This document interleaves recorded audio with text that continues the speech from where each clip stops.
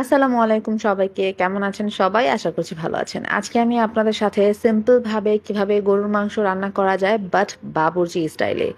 এইভাবে রান্না করলে কেউ ধরতেই পারবে না যে এটা আপনি বাসায় রান্না করেছেন। সবাই বলতে বাধ্য হবে যে এটা অবশ্যই কোনো বাবুর্চি দিয়ে রান্না করিয়েছেন। তো আমার বাসায় একদিন বাবুর্চি দিয়ে রান্না করেছিলাম, তখন সেটা রান্না করেছিল। তো আমি পুরাটা রেসিপি দেখে রেখেছি। আর আজকে আমি নিজে রান্না করছি আর আপনাদের সাথে শেয়ার করছি। ভিডিওটা যদি ভালো লাগে তাহলে কিন্তু লাইক, কমেন্ট আর একটা শেয়ার করতে ভুলবেন না। আর রেসিপিটা ভালো লাগলে অবশ্যই আমার পেজটাকে ফলো করে দিয়েন, আর ইউটিউব থেকে দেখে থাকলে আমার চ্যানেলটাকে সাবস্ক্রাইব করে দিয়েন। তো চলুন এবার রান্নাতে চলে যাচ্ছি। তো সবার প্রথমে একটা হাঁড়ি বসে এর মধ্যে নিয়ে নিচ্ছি 2 কেজি গরুর মাংস। তারপর দিয়ে দিচ্ছি হচ্ছে পেঁয়াজের কুচি আর সাথে দিচ্ছি রসুনের কুচি।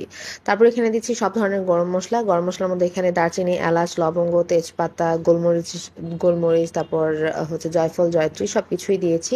সাথে শুকনো মরিচও দিয়েছি।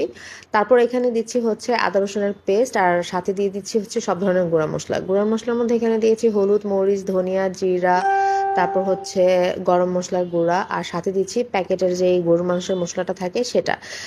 এখানে রাঁধুনি মশলাটা ব্যবহার করেছি। তারপর এখানে পরিমাণ মতো তেল দিয়ে এবার একটু নাড়াচাড়া করে নিয়ে এর মধ্যে দিয়ে দিচ্ছি বেশি করে আলু। এখানে প্রায় 6-7টার মতো আমি আলু ব্যবহার করেছি, কারণ আমার বাচ্চারা আলু খেতে খুব পছন্দ করে সেজন্য।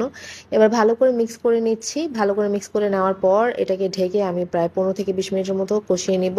এই কষানোর মধ্যে আলহামদুলিল্লাহ হাফ সেদ্ধ হয়ে যাবে গরুর মাংসটা।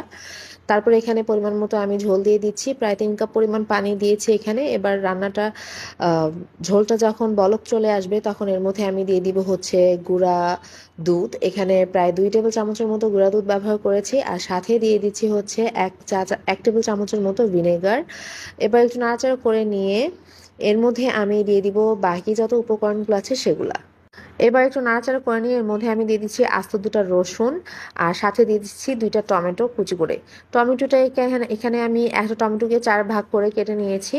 তারপর হচ্ছে আমি ঢেকে এই গরুর মাংসটাকে রান্না করে নেব প্রায় 15 থেকে 20 মিনিটের মতো, যে পর্যন্ত সবকিছু খুব সুন্দরভাবে সেদ্ধ না হয়ে যাচ্ছে।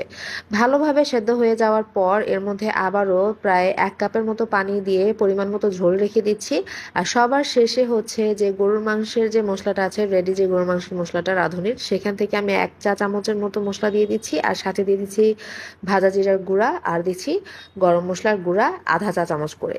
এবার সবকিছু একসাথে ভালো করে একটু নাড়াচাড়া করে মিক্স করে নিলেই আমাদের এই গরুর মাংসটা একদম রেডি হয়ে যাবে।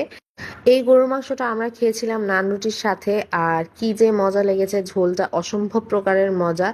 আসলে এভাবে রান্না করে আমি আগে দেখিনি, তো ওদিন ভাইয়াকে দেখে তারপর হচ্ছে এভাবে রান্না করেছি। তো খুবই মজা, আসলে বাবুর্চিদের হাতের রান্না খুব মজার হয়। আপনারাও